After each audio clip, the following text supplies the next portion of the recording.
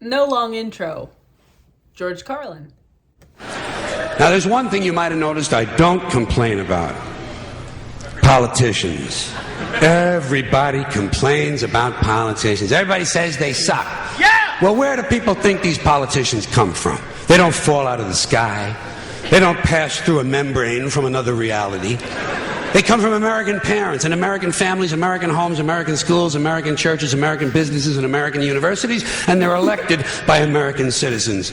This is the best we can do, folks. This is what we have to offer. It's what our system produces. Garbage in, garbage out. If you have selfish, ignorant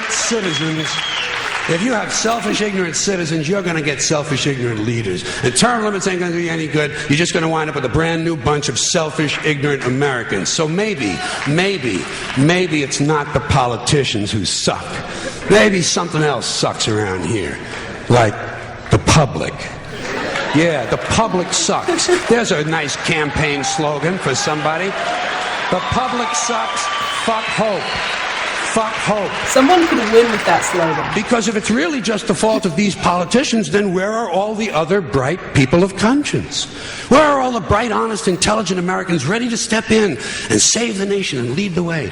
We don't have people like that in this country.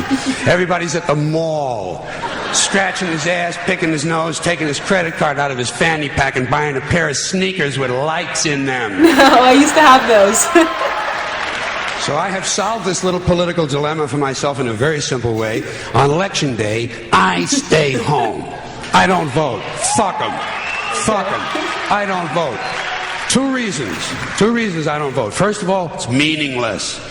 This country was bought and sold and paid for a long time ago. The shit they shuffle around every 4 years doesn't mean a fucking thing.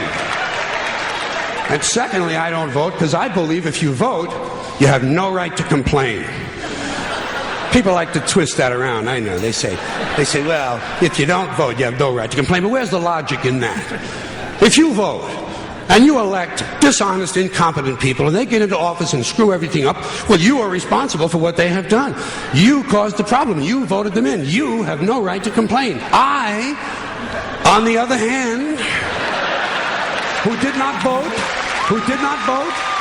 who, in fact, did not even leave the house on election day, am in no way responsible for what these people have done and have every right to complain as loud as I want about the mess you created that I had nothing to do with. So I know that a little later on this year you're going to have another one of those really swell presidential elections that you like so much. You'll enjoy yourselves. It'll be a lot of fun. I'm sure as soon as the election is over, your country will improve immediately. As for me, I'll be home on that day doing essentially the same thing as you. The only difference is when I get finished masturbating, I'm going to have a little something to show for it, folks. Thank you very much. That's a bold way to end it.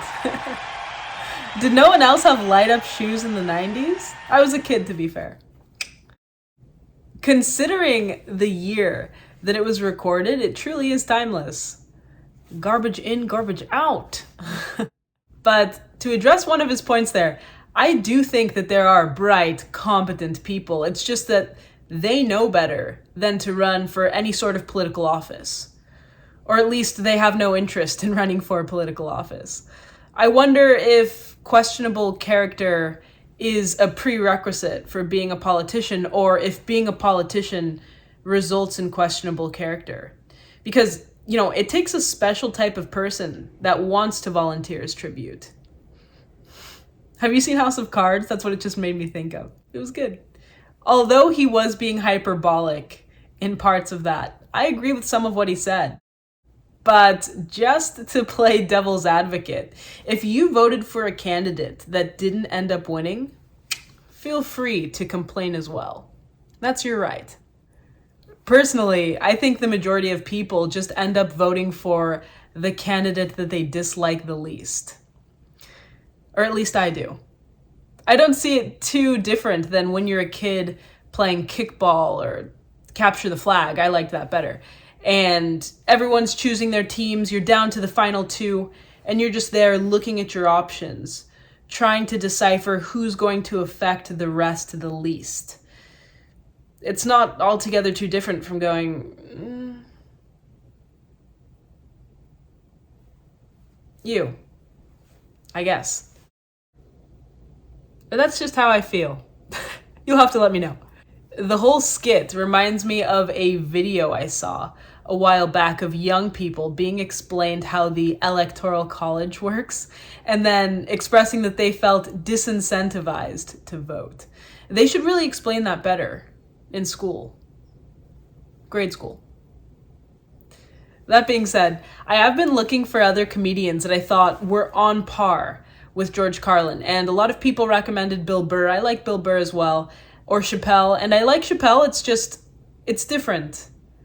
So if you have a comedian modern day in 2022 that you think touches on the same subject matter as George Carlin, please link it down below. I've said in another video, and I stand by, that truth masked in comedy just seems to go over better. There's a quote by Oscar Wilde, and it goes, "If you want to tell people the truth, you better make them laugh, or they'll kill you." Or the modern day equivalent, which is cancel you. All right, that's enough from me. So, as always, thank you for watching with me. Catch you next time.